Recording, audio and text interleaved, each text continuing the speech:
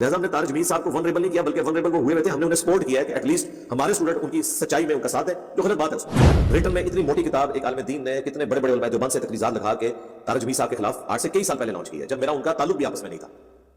تو طارق جمیل صاحب کو پہلے ہی انہوں نے بدنام کیا, ان کے خلاف ویڈیو کلپس موجود ہیں, آپ دیکھ سکتے ہیں علماء دیوبند کے. میں نے تو باقاعدہ ان کو سپورٹ کیا کہ جس بات کے اوپر آپ یہ بات کر رہے ہیں یہ خطرناک معاملہ ہے. دیوبندیوں کی جتنی بھی نان اسٹیٹ ایکٹرز سمجھ لیں جماعتیں ہیں نا, وہ اپنے کرتوتوں کو چھپانے کے لیے تبلیغی جماعت کو شیلٹر کے طور پر یوز کرتی ہیں. اس میں تبلیغی جماعت کا قصور نہیں ہے, وہ لوگ کرتے ہیں. طارق جمیل صاحب نے خود بتایا کہ انہیں دھمکیاں ملی ہیں.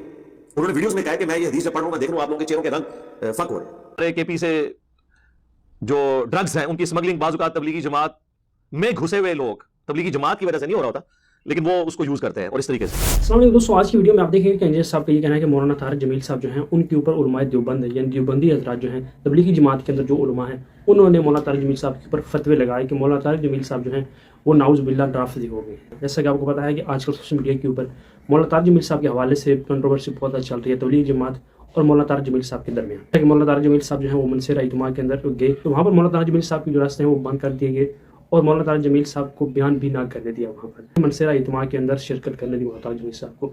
تو اس حوالے سے مولانا طارق جمیل صاحب جو ہیں وہ آج کل بہت غم و غصے میں ہیں کہ تبلیغی جماعت والوں نے میرے ساتھ ایسا کیوں کیا. پوری زندگی مولانا طارق جمیل صاحب نے اپنی وقف کر دی دین کی خاطر, اللہ اور رسول صلی اللہ علیہ وسلم کی خاطر, لیکن آج مولانا طارق جمیل صاحب کو وہ دن دیکھنا پڑ رہا ہے کہ مولانا طارق جمیل صاحب کے بیان ہیں ان پر بھی پابندی لگ گئی اور مولانا طارق جمیل صاحب کو اجتماع کے اندر بھی شرکت نہیں کرنے دی جا رہی. تو اس حوالے سے انجینئر صاحب کا یہ کہنا ہے کہ مولانا طارق جمیل صاحب جو ہیں وہ حق کی بات کرتے ہیں. صاحب کا یہ کہنا ہے کہ مولانا طارق جمیل صاحب جو ہیں وہ مولا علی علیہ السلام کی شان بیان کرتے ہیں حدیثوں کے ساتھ, لیکن علماء دیوبند جو ہیں ان کو یہ بات ہضم نہیں ہوتی. اس علماء دیوبند جو ہیں تبلیغی جماعت کے اندر انہوں نے مولانا طارق جمیل صاحب کے اوپر فتوے لگائے. تو اس ویڈیو دیکھیں جس سے آپ اس کے بعد ہم تبلیغی جماعت پہ اس وقت پابندی لگ گئی تھی. تبلیغی جماعت کو سعودیہ کی کسی مسجد میں درس دینے کی اجازت 8 سے نہیں 40 سال پہلے سے نہیں ہے.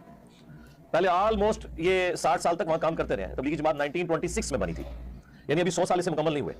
اس وقت سے لے کر 80s تک سعودیہ میں اجازت تھی, ان کو اوپنلی مساجد کے اندر جماعتیں جاتی تھی. یہ جو آپ سنتے ہیں نا کہ تبلیغی جماعت پہ پابندی لگی ہے, یہ آپ ذرا بڑے لیول کی پابندی ہے, کیونکہ وہ جو پرانی پابندی تھی اس میں مساجد میں تو درس و بیان کا سلسلہ نہیں کر سکتے تھے, لیکن حج کے موقع پر منا کے خیموں کے اندر فضائل اعمال کا درس اندازہ کریں یار.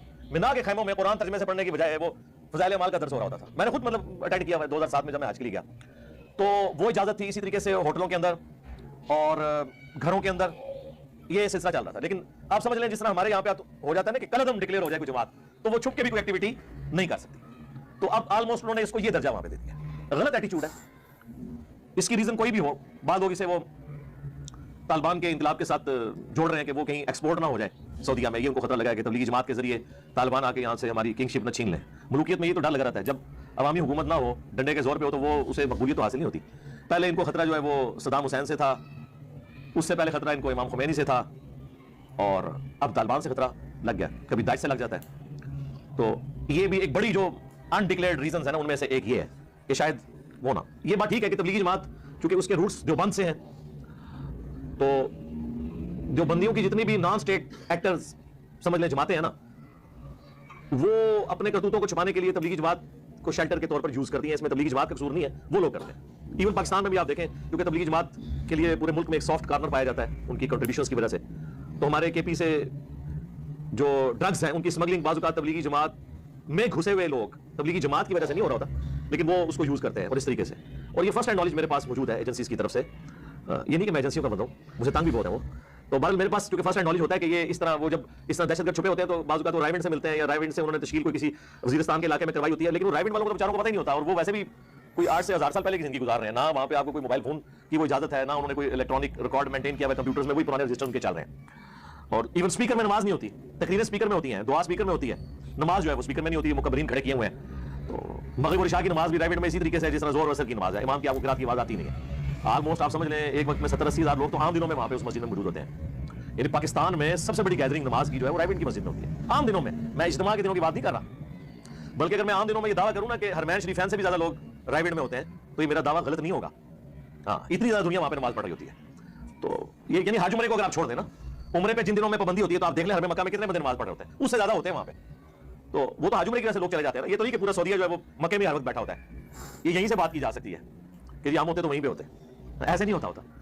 تو تبلیغی جماعت پہ انہوں نے پابندی اس وقت ہی لگائی تھی, وہ اس طرح ایکٹیویٹیز پرفارم نہیں کر سکتے تھے. اب خیر ان کو یہ خطرہ لگ گیا کہ شاید کوئی طالبان کا انقلاب امپورٹ نہ ہو جائے, تو ہم اسے وہاں سے ایکسپورٹ ہو کے یہاں پہنچ جائے, تو پابندی لگا دیں تاکہ آسانی ہو جائے. لیکن یہ وہ ریزن نہیں ہے جو وہ بتا رہے ہیں. وہ تو کہہ رہے ہیں کہ ان کی تعلیمات शिर्क और बिदअत के ऊपर मबनी है, तो मेरे भाई वो तो पहले से सबको पता है कि उनकी किताब के अंदर क्या कुछ लिखा हुआ है, वो तो पहले नहीं था आपको पता। तो ये खामखा बहाने बना रहे हैं, असल वजह पीछे पॉलिटिकल कोई रीजंस उनकी अपनी है, उसकी वजह से वो कर रहे हैं। तो गलत एटीट्यूड है। मैं तो ये नहीं कहता सिर्फ कि तबलीगी जमात से पाबंदी उठाई जाए, मैं तो कहता हूं अगर देवबंद की तबलीगी जमात को वहां तबलीग की इजाजत है, बरेलवियों की दावत इस्लामी को भी इजाजत होनी चाहिए, अहले हदीस को भी ओपनली इजाजत होनी चाहिए। अहले हदीस को भी ओपनली इजाजत कोई नहीं है, वो चंद एक नॉमिनेटेड लोग हैं वो जो आपको लाल रुमाल वाले नजर आते हैं। हार ये बंदा नहीं कि लाल रुमाल पहन के तो वहां शुरू हो जाएगा, पकड़ लेंगे वो, ठीक है। इसी तरीके से अहले तशय्युअ को भी इजाजत है, अगर कोई शख्स समझता है कि उसके अकायद बड़े फर्म है, किताब व सुन्नत के दलाइल से, तो आप बाकियों को मौका दें, इसमें क्या मसला है। सबको इजाजत होनी चाहिए कि वो अपना पॉइंट ऑफ व्यू बयान करें। हाँ, कोई आर्म्ड कंफ्लिक्ट ना करे कि कोई असला उठा के गन पॉइंट पे किसी को मनवाने की कोशिश करे, ये वाली हरकत ना हो। बाकी तबलीगी तो इजाजत होनी चाहिए। तारिक जमील एक मशहूर इस्लामिक स्कॉलर है, आप क्यों इन पर इल्जाम लगाते हैं कि वो अपने फिरके के बागी हैं? इस वजह से मौलाना तारिक जमील जिस मकतबा फिक्र से ताल्लुक रखते हैं, फिरके के बागी हैं, इस वजह से मौलाना तारिक जमील जिस मकतबा फिक्र से ताल्लुक रखते हैं, क्या वो इनसे बदज़न नहीं हो जाएंगे?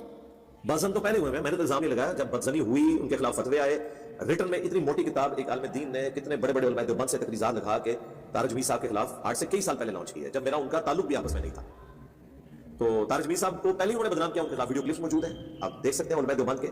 मैंने तो बकायदा उनको सपोर्ट किया कि जिस बात के ऊपर आप ये बात कर रहे हैं ये खतरनाक मामला है। तो हकीकत बात है, जो उन्होंने हदीस बयान की, मन कुन्तु मौलाहु फहाज़ा अलीयुन मौलाहु, ये हदीस मुतवातिर है मुस्नद अहमद के अंदर, तो मैंने इसमें उनको सपोर्ट किया था। और 4 फिरकों के बागी उलमा, ये मेरा क्लिप ऑलमोस्ट 1 मिलियन के करीब पहुंच चुका है, उसमें मैंने बाकी मकाम फिक्र के उलमा का भी जिक्र किया, सिंगल आउट नहीं किया। तो ये तो सब कुछ है। मुझे तारिक जमील साहब ने खुद बताया कि उन्हें धमकियां मिली हैं, उन्होंने वीडियोस में कहा कि मैं ये हदीस जब पढ़ रहा हूं मैं देख रहा हूं आप लोगों के चेहरों के रंग फक हो रहे हैं। फिर कई वीडियोस में उन्होंने कहा मुझे अपनों से तकलीफें उठानी पड़ी है, तो इशारतन तो उन्होंने भी कई दफा ये बात की है। बाकी निजी महफिलों में जो कुछ उनके बारे में गाली गलौज करते हैं, हमारे पास फर्स्ट हैंड नॉलेज मौजूद है।